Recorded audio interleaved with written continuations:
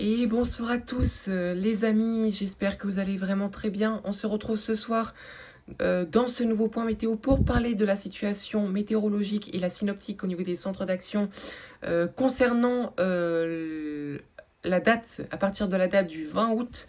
Voilà, donc je vous propose comme d'habitude de commencer dès maintenant. Donc voilà, nous sommes sur, pour commencer, le modèle européen CEP ECMWF. Oui, c'est le modèle européen. Sur la date de ce lundi, donc 17 août 2026, 14 heures locales. Et donc, on commence avec, vous voyez ici, une cellule anticyclonique, là. Ce fameux anticyclone des Açores, cet anticyclone subtropical, en fait, qui bouge pas depuis maintenant le mois de mai, et qui, dès qu'il y a des basses pressions, donc, waouh, je reviens ici, dès qu'il y a des basses pressions qui se forment, en fait, et qui creusent, qui poussent sur les latitudes sud, au large de l'Atlantique, et ben sous la forme de Taalweg ou de cut-off avec des gouttes froides qui s'isolent sur la péninsule ibérique, et ben vous savez qu'avec toutes les réserves d'air chaude qu'il y a du côté du Maghreb et de la péninsule ibérique, et ben ça fait remonter tout l'air chaud à l'avant dans des flux de sud-ouest et ça provoque souvent des blocages anticycloniques et des dômes de chaleur, ce phénomène qui s'est reproduit donc 5 fois massivement où on retrouve les plus grosses anomalies donc cet été avec les 5 canicules, la canicule de juin, la canicule de mai, la canicule de juin, la canicule de juillet et la canicule de août, qui est donc actuellement en train de prendre fin, sauf sur les régions bien évidemment les plus au sud-est qui malheureusement, l'air chaud en fait fait de la résistance hein, comme bien souvent, et qui sont toujours 2 ou 3 départements euh, de l'Hérault, mais je ne suis pas très sûre, enfin, en tous les cas du pourtour méditerranéen, sont en vigilance, encore en vigilance maximale, incendie, en raison de Mistral et de Tramontane qui vont se lever. Et avec cette chaleur persistante et ces sols extrêmement secs, comme on le retrouve sur la globalité de la France finalement, ça fait qu'on a un risque accru d'incendie. Les incendies d'ailleurs des Landes ont été maîtrisés, ça y est, où je crois que 250 personnes ont pu retrouver leurs habitations après avoir été évacuées. Donc, trêve de blabla. Donc là, on est sur la date du lundi 17 août. Donc on a cette cellule anticyclonique, cet anticyclone subtropical au large de l'Atlantique. Comme vous pouvez le voir, à 1025 hectopascales, avec des géopotentiels, encore une fois, bien rouges. Et on est encore dans une masse d'air encore assez chaude, quand même, pour les normales de saison, notamment sur les régions les plus méridionales, donc les plus au sud. Et vous voyez que par le nord, on commence à sentir un léger rafraîchissement. Pourquoi? Parce que ici, comme vous pouvez le voir, ici sur l'Atlantique Nord, on a des dépressions qui commencent à se former et le flux océanique qui commence à se réveiller et à reprendre de la vigueur avec ici déjà, comme vous pouvez le voir, une dépression quand même avec un, euh, un cœur à 995 hectopascales seulement, et des joues potentiels qui deviennent beaucoup plus verts, beaucoup plus, et même vous pouvez voir les premiers joues potentiels bleu clair ici apparaître.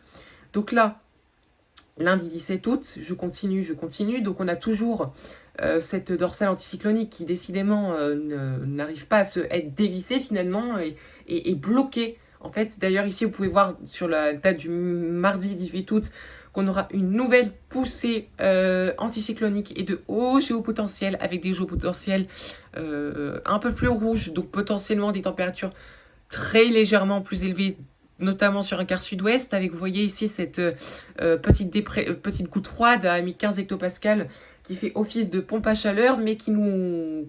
En fait, elle est au sud de la péninsule ibérique, donc elle ne nous influence pas directement. Et vous pouvez voir quelque chose de très intéressant. Ici, là, vous avez les basses pressions, le flux océanique qui commence à appuyer sur le... à appuyer... Attendez, je reviens, hop, hop, hop, ici... Ah, c'est chiant ces notifications.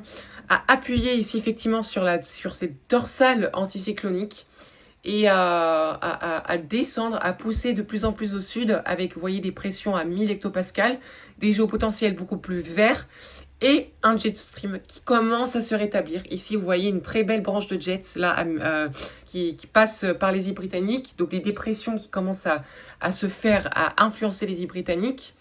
qui sont finalement aux portes des côtes de la Manche pour la date du mardi 18 août.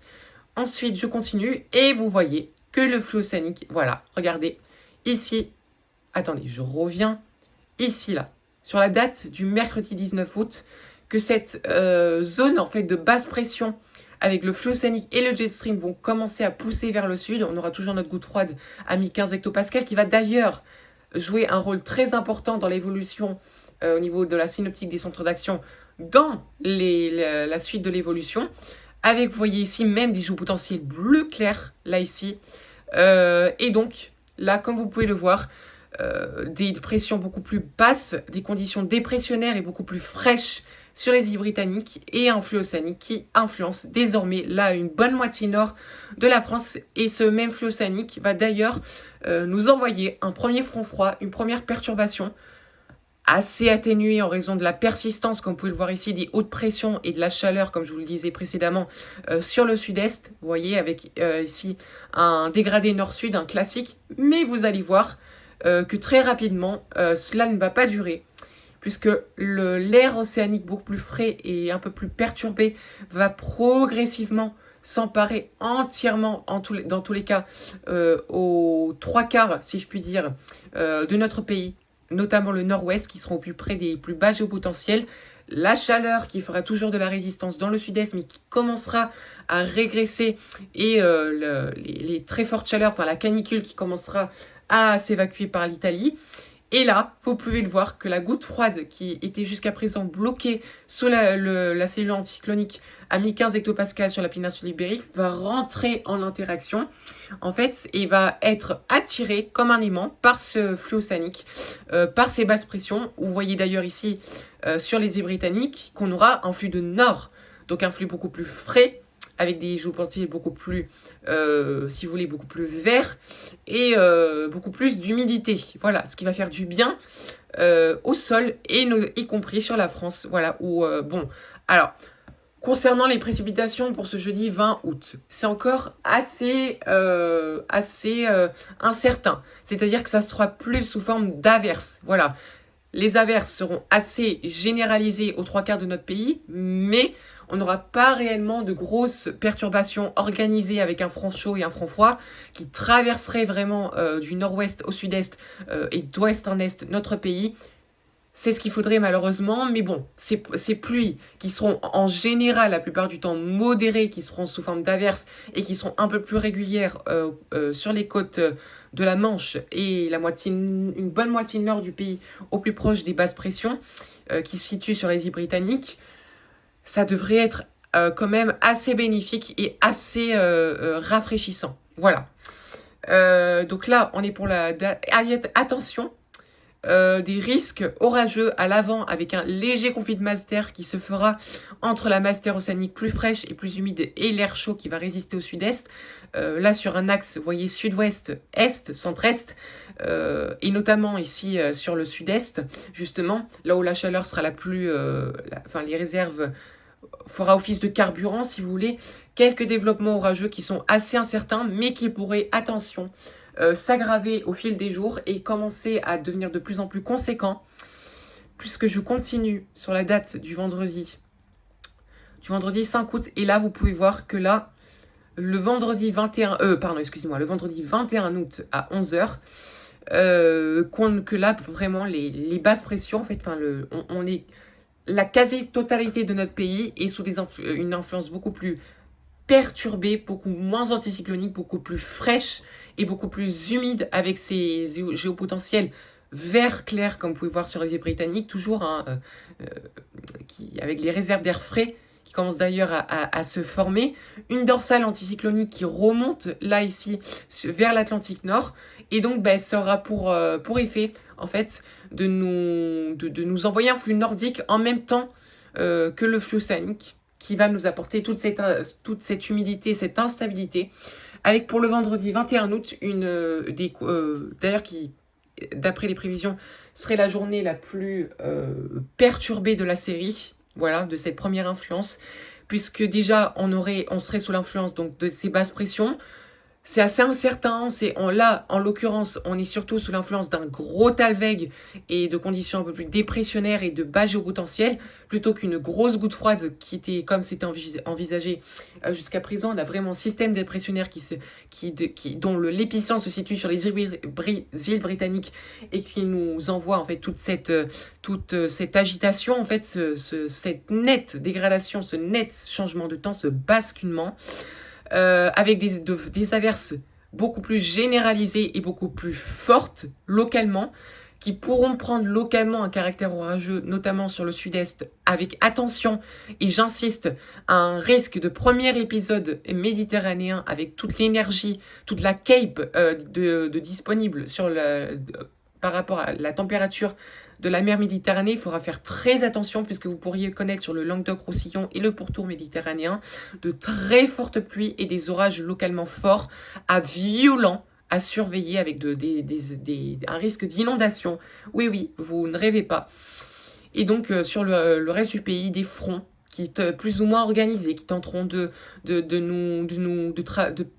traverser notre pays du nord-ouest au sud-est avec globalement une tendance à l'averse, des averses, de fortes averses, une instabilité généralisée et assez marquée, un flux nordique avec des températures en chute libre, une chute spectaculaire des températures d'ailleurs, un très gros contraste avec ce flux nordique.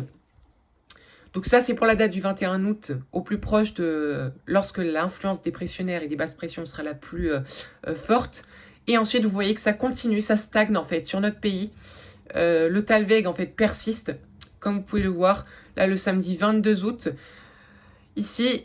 Et là, vous pouvez voir qu'on aurait carrément ici un flux de nord-est instable. C'est très intéressant d'ailleurs, en raison de cette dorsale anticyclonique, cette crête en fait anticyclonique qui remonterait à des latitudes nord.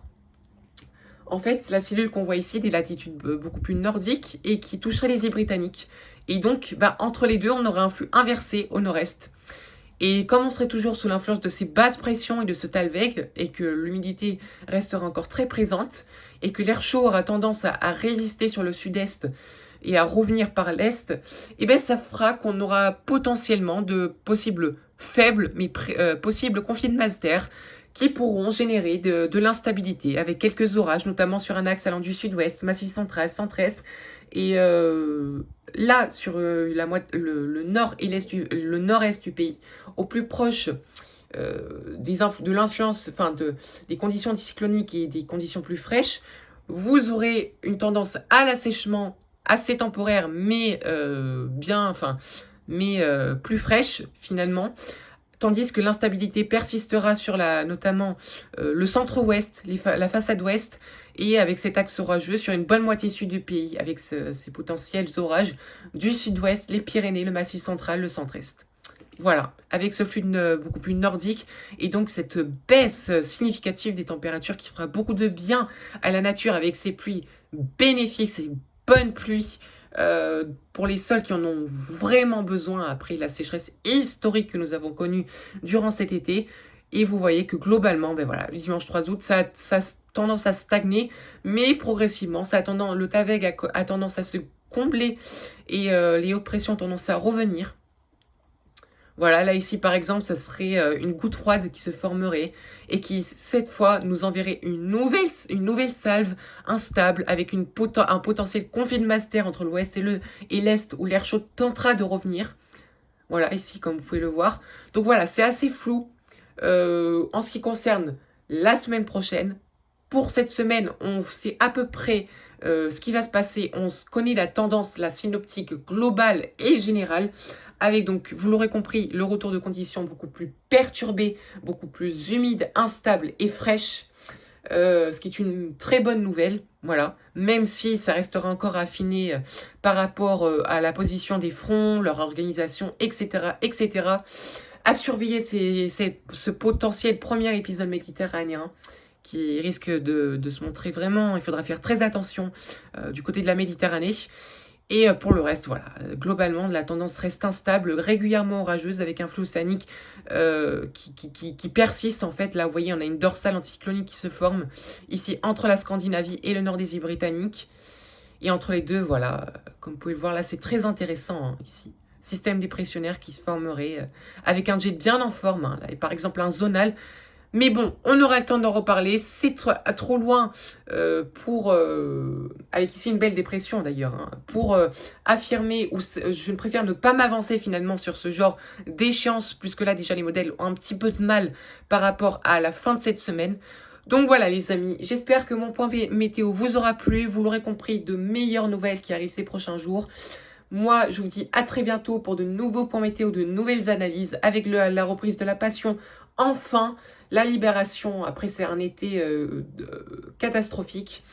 Ça fera beaucoup de bien, on va pouvoir respirer et la reprise de l'activité météorologique. Allez, ciao!